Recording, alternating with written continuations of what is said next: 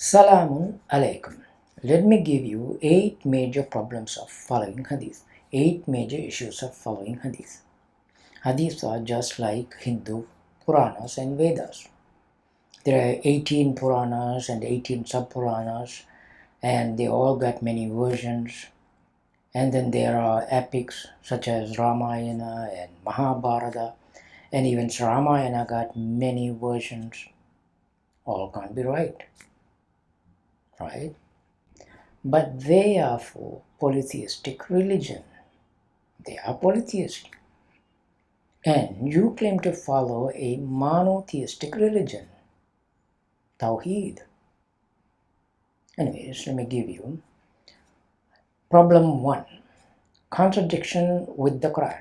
Hadith often contain information that contradicts the teachings of the Quran, which is considered to be the most authoritative source of guidance in Islam. The hadith appears to be in conflict with both the Quran and itself.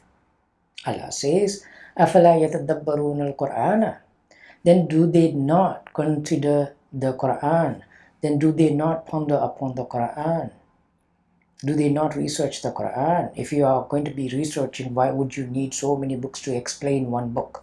وَلَوْ كَانَ مِنْ عِنْدِ غَيْرِ اللَّهِ. If it is anyone other than Allah, لَوَجَدُوا فِيهِ اخْتِلَافًا كَثِيرًا.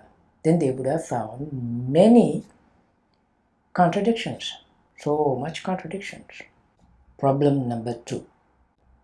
Authenticity and reliability issues. The authenticity and reliability of hadiths have been widely debated, as many of them were recorded and transmitted orally for generations before being written down.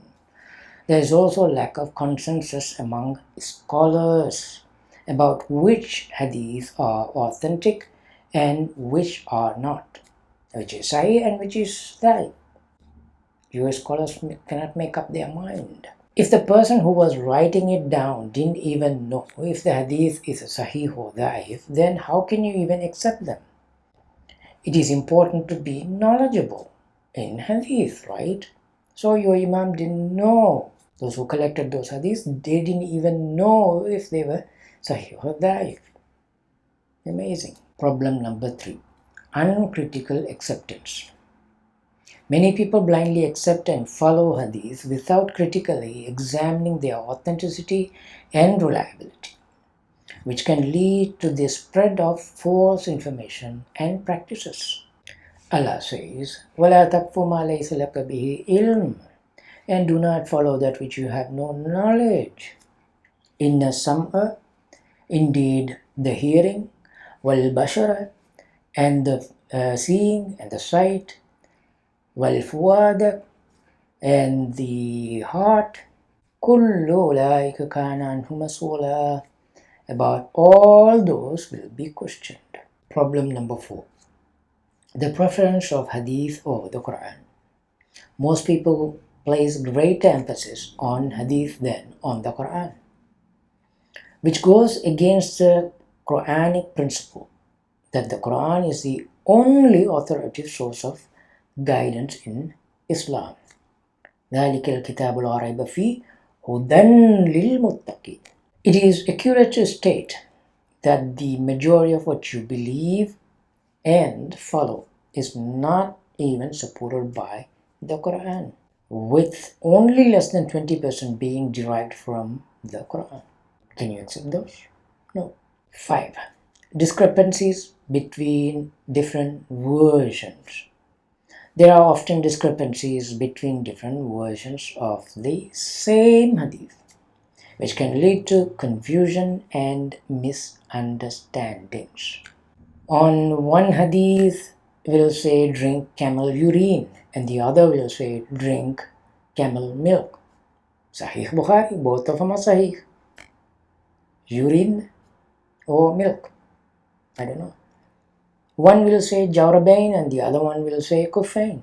Tirmidhi appears to be both sahih. Problem number 6. Personal opinions and biases. Hadith often reflect the personal opinions and biases of the individuals who recorded them, rather than the teachings of the Prophet. Problem number 7. Misinterpretation and manipulation.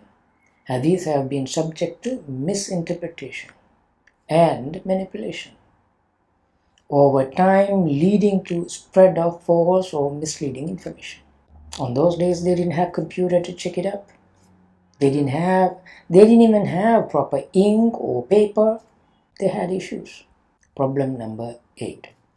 Hadith are the products of human recollection and interpretation, and as such, they are subject to human error. They can result in inaccuracies and inconsistencies in the transmission and interpretation of Hadith. These are just some of the major issues of following Hadith, major problems of following Hadith. Do I really care about these? No, definitely not. What is important to me is that the command of Allah, that's all I care, the command of Allah. The command of Allah is to follow the Quran.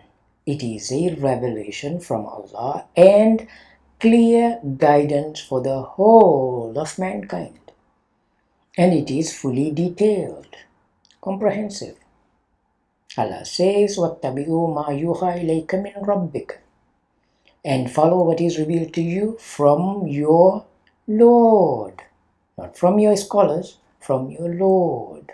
Hadith are from scholars. Hadith assume it's from Prophet, but not from Allah. It's from scholars. Min Rabbika. That's what you have to follow.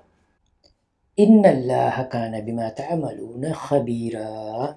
Surely Allah is aware of what you do.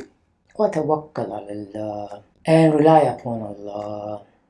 Wa kafa billahi wakila. Sufficient Allah is disposer of affairs. Allah is enough. And Book of Allah is more than enough for guidance. That's what Allah says. Assalamu alaikum.